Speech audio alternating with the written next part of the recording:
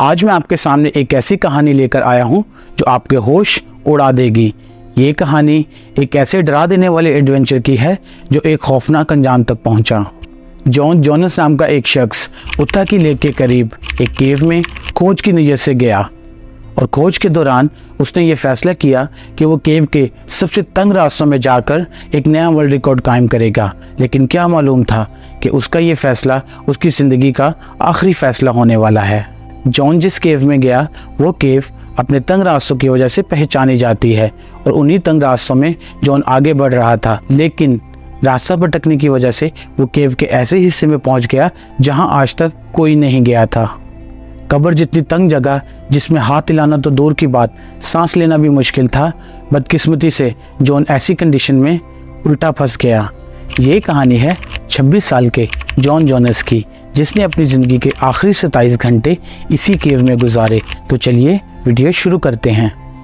मेरा नाम है Adil and welcome back to my YouTube channel. Video शुरू करने से पहले अगर आप मेरे चैनल पर न्यू हैं तो प्लीज़ मेरे चैनल को सब्सक्राइब करें और साथ ही साथ बेल आइकन को भी प्रेस करें। तो चलिए दोस्तों वीडियो शुरू करते हैं।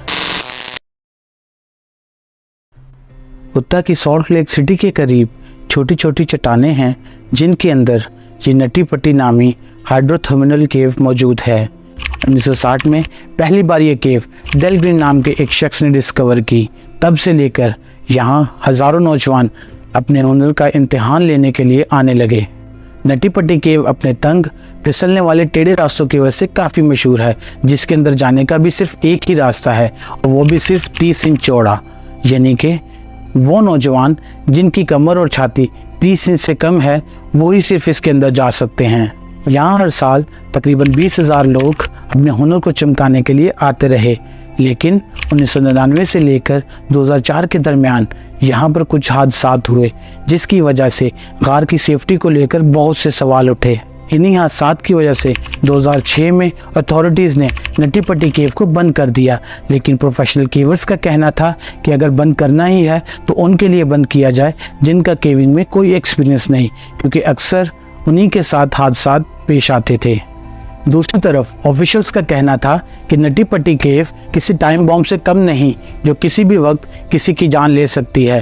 प्रोफेशनल केवर्स और ऑफिशियल्स के दरमियान ये जंग चलती रही और आखिरकार 2007 में नटी पट्टी केव को नए रूल्स के साथ खोल दिया गया। एक मैनेजमेंट कमेटी बनाई गई जो केव के अंदर सिर्फ उन्हीं लोगों को जाने की परमिशन देगी जिनका केविंग में अच्छा खासा एक्सपीरियंस होगा और जिनके पास प्रोफेशनल इक्विपमेंट्स भी होंगे। नटी पट्टी केव में जाने के लिए 21 दिन पहले ही परमिट के लिए अप्लाई करना पड़ता था और इसी परमिट के लिए जॉश और जॉन जोनस ने भी अप्लाई किया था। 24 नवंबर 2009 को रात 8 बजे जॉन अपने ग्रुप के साथ नटी पट्टी केव में दाखिल हुआ। दोनों भाइयों को केविंग का पहले भी कुछ एक्सपीरियंस था, लेकिन नटी पट्टी केव में वो पहली बार जा रहे थे। केव के अंदर जाने के 1 घंटे तक सब कुछ नॉर्मल रहा और इसी दौरान उन्होंने सबसे बड़ी कैविटी को एक्सप्लोर किया, जिसे बिग स्लाइड भी कहते हैं। और यही वो पॉइंट था जब जॉन और जोश अपने दूसरे 2 दोस्तों के साथ केव में आगे जाने का मज़ीद खतरा मोल लेते हैं। और ये केव का सबसे मुश्किल हिस्सा जिसे बर्थ कैनाल कहते हैं। बर्थ कैनाल इतना तंग है कि आज तक बहुत ही कम लोग इसके करीब जा चुके हैं।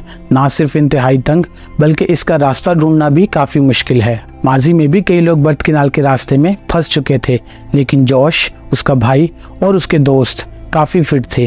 तभी उन्होंने फैसला किया कि वो बर्थ कैनाल में जाएंगे, जबकि बाकी टीम पीछे ही रही। बर्थ कैनाल तक जाने का आइडिया भी जॉन का ही था, इसीलिए वो इन सब से आगे था। रास्ता इतना तंग था कि वो अपने पेट के बल रेंग रहा था, ये सोचकर कि वो बर्थ कैनाल में दाखिल हो रहा है, लेकिन अनजाने में उसने कई गलत टर्न लिया और वो कॉक्सक्रू नामी रास्ते में चला जाता है। ये वो जगह थी जहाँ सबसे दुबले पतले ही केवर्स जा सकते थे।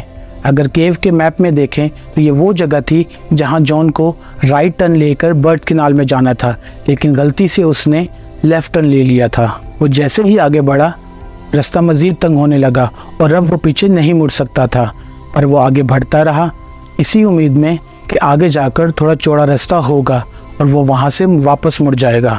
आगे उसको नीचे की तरफ एक जगह नज़र आई और यहाँ जॉन को लगा शायद वो यहाँ से वापस मुड़ सकेगा, लेकिन मामला काफ़ी बिगड़ गया था, क्योंकि बदकिस्मती से जब वो 10 बाय 18 इंच के रास्ते में आगे बढ़ा तो उसने देखा आगे डेड एंड था। और अब जॉन वॉशिंग मशीन जितनी जगह में फंस चुका था। उसका सर नीचे की तरफ और टांगे ऊपर की तरफ, और जगह इतनी तंग थी कि उसके हाथ भी बॉडी में दब रहे थे, यानी वो अपने हाथों का इस्तेमाल भी नहीं कर पा रहा था। जॉन ने कई बार यहाँ से निकलने की कोशिश की, लेकिन एक भी बार कामयाबी नहीं मिली। अब इस वक्त जॉन ने अपने भाई को आवाज़ देना शुरू किया। कुछ मिनट्स बाद जब जोश वहाँ पर आया तो उसको जॉन की सिर्फ टांगे नज़र आईं। पहले तो उसने अपने भाई की इस हालत का मजाक बनाया, लेकिन जब उसने सिचुएशन को समझा तो वो भी घबरा गया। जोश ने भाई की टांगे पकड़कर खींचने की कई बार कोशिश की, लेकिन इससे मामला और ख़राब हो गया क्योंकि अब जॉन और नीचे चला गया था। जॉन उल्टा फंसा हुआ अपनी बॉडी को बिल्कुल भी नहीं हिला पा रहा था। इस पॉइंट पे दोनों भाइयों को ये लगा कि अब उनको प्रोफेशनल हेल्प की ज़रूरत है, लेकिन मसला ये था कि 911 पे कॉल करने के लिए केव की इस गहराई में सिग्नल नहीं थे। आखिरकार जोश को बाहर आना पड़ा और वो कॉल करके वापस अपने भाई की लोकेशन पर पहुंच गया। तकरीबन 3 घंटे बाद पहली रेस्क्यू टीम मौके पर पहुंची।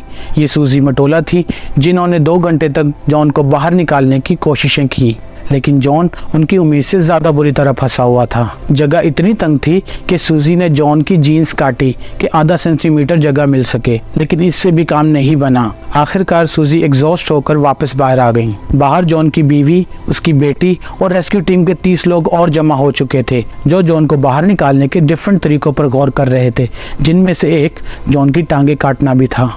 लेकिन आखिरकार सबने रस्सी और पुलिस सिस्टम पर इत्तेफाक किया, जो जॉन की टांगों पर बांधकर बाहर खींचने का था। पर मसला ये था कि डिफरेंट पुलिस को केव के पत्थरों में ऐसे ड्रिल करके लगाना था कि रस्सी पत्थर से ना टकराए और सारा लोड पुलिस पर आए। अब पुलिस को केव के पत्थरों में ड्रिल कर फिक्स किया जाने लगा, जिससे खतरा ये भी था कि एक पत्थर टूटकर केव का रास्ता भी बंद कर सकते हैं, लेकिन फिलहाल इसके अलावा और कोई ऑप्शन नहीं था। 700 फुट की गहराई में जहां यह काम काफ़ी मुश्किल था, वहीं काफ़ी टाइम कंज्यूमिंग भी था, और सबसे बड़ी बात, तंग रास्ते होने की वजह से एक वक्त पर एक ही रेस्क्यू वर्कर अंदर जा सकता था। अब बाहर रेस्क्यू वर्कर्स की तादाद 100 से ज़्यादा हो चुकी थी, लेकिन वो कुछ नहीं कर पा रहे थे। और लगे हाथ रेस्क्यू टीम में मौजूद एक डॉक्टर ने मामले को और भी संगीन कर दिया, जब उन्होंने बताया कि जॉन जबकि उल्टा लटका हुआ है तो उनके पास सिर्फ 10 घंटे हैं, यानी 10 घंटे बाद उसके ऑर्गन एक एक करके फेल होते जाएंगे। इंसानी जिस्म सीधा रहने के लिए बना हुआ है, जिसमें दिल की लोकेशन बॉडी के ऊपर वाले हिस्से में है। हार्ट पंप करके पूरी बॉडी को खून सप्लाई करता है, और तकरीबन 80% खून नीचे वाले हिस्सों को सप्लाई होता है, जहां ग्रेविटी की मदद से सप्लाई आसानी से पहुंच जाती है। लेकिन क्योंकि अब जॉन उल्टा फंसा हुआ था, तो उसके हार्ट को ज़्यादा जोर लगाकर 80% बॉडी तक खून ऊपर की तरफ पंप करना होगा, जिसमें हार्ट को ओवर टाइम काम करना पड़ेगा। डॉक्टर का कहना था कि इससे जॉन को किसी भी वक्त हार्ट अटैक आ सकता है। ये जानने के बाद रेस्क्यू वर्कर्स ने जॉन को कम से कम सीधा करने की कोशिशें और ज़्यादा तेज़ कर दी, और घंटों इंतज़ार के बाद जब पुलिस इंस्टॉल हुई तो जॉन को टांगों से पकड़कर ऊपर खींचा गया, लेकिन वो जल्द ही नए मसलों में फंस गए। जैसा कि जॉन की टांगे ऐसी पोजीशन में थी कि वो बेंड नहीं हो पा रही थी। जब वो टांगों को खींचते तो जॉन के पैर केव की छत पर टकरा रहे थे। खैर, बड़ी मुश्किल से उन्होंने जॉन को काफ़ी हद तक इस गड्ढे में से निकाल लिया, लेकिन आखिरी वक्त में केव की दीवार में से पुली निकल गई और अब जॉन वापस वहीं फंस गया जहां वो पहले था। जॉन अब काफ़ी पैनिक हो रहा था, तभी 2-वे कम्युनिकेशन सिस्टम अंदर भेजा गया ताकि वो अपनी बीवी से बात कर सके और थोड़ा रिलैक्स हो सके। ये तरीका काम भी कर गया और जॉन काफ़ी रिलैक्स हो गया। आखिरकार 19 घंटे बाद जॉन को बाहर निकालने की तैयारियां वापस से मुकम्मल हुई, लेकिन ये काम बहुत ही समझदारी और संभाल कर करना था। बड़ी मुश्किलों के साथ इस बार जॉन को काफ़ी हद तक बाहर निकाल लिया गया था, इतना कि रेस्क्यू वर्कर्स उसका फेस देख पा रहे थे। उस रेस्क्यू वर्कर ने बताया कि जॉन की आंखें लाल थीं और उसके फेस पर खुशी के लम्हात थे, क्योंकि पिछले 19 घंटों के बाद ये पहली बार था कि जॉन उस गड्ढे में से बाहर देख पा रहा था। अब सिर्फ एक आखिरी पुल की ज़रूरत थी कि जॉन पूरी तरह से उस गड्ढे से बाहर आ जाता, लेकिन तभी अचानक एक झटके से पुली फेल हो गई और जॉन वापस से उस जगह में जाकर फंस गया जहां वो पिछले 20 घंटे से फंसा हुआ था। जॉन को बचाने के आखिरी अटैम्प्ट में उसके चारों तरफ पत्थरों को ड्रिल कर तोड़ने की कोशिश की गई, लेकिन शायद अब बहुत देर हो चुकी थी। जॉन ने हिलना जुलना बंद कर दिया था और अब वो किसी बात का भी जवाब नहीं दे रहा था। यहाँ तक कि उसकी बीवी ने भी रेडियो पर उससे बात करने की कोशिश की, लेकिन वो जवाब नहीं दे रहा था। इस पॉइंट पर एक बहादुर पैरामेडिक को जॉन की पर्स लेने के लिए भेजा, लेकिन वही हुआ जिसका सबको शक था। 25 नवंबर 2009 रात 11:50 पर जॉन जोनस को मुर्दा करार दे दिया गया। जॉन की बीवी को यह खबर सुनकर बिल्कुल यकीन नहीं आ रहा था कि उसका हस्बैंड इतनी छोटी सी गलती की वजह से मर गया। वो इसी उम्मीद में थी कि शायद टांग से पल्स सही से चेक नहीं हुई और उसका हस्बैंड अभी भी जिंदा है, पर जो हकीकत थी वो सबके सामने थी। पर जिस चीज़ की डॉक्टर ने सिर्फ 10 घंटे बाद उम्मीद की थी, जॉन की अच्छी सेहत की वजह से वो मज़ीद 17 घंटे तक ज़िंदा रह पाया। जॉन की बॉडी को बाहर निकालने के कई प्लान्स बनाए गए, जिसमें बॉडी को 2 हिस्सों में बाहर निकालने का प्लान भी सामने आया, लेकिन आखिरकार ये फैसला सामने आया कि बॉडी को वहीं पर छोड़कर पूरी नटी पट्टी केव को हमेशा के लिए बंद करके जॉन की कब्र डिक्लेयर कर दिया जाए। आज भी जॉन जोनस की डेड बॉडी नटी पट्टी की केव में उसी पोजीशन में मौजूद है और केव के बाहर उसकी याद में एक तख्ती भी लगाई गई जो आज भी मौजूद है। तो दोस्तों, ये थी जॉन जोनस की कहानी, जो अपनी ज़िंदगी का सबसे बड़ा एडवेंचर करते हुए अपनी जान से हाथ धो बैठा।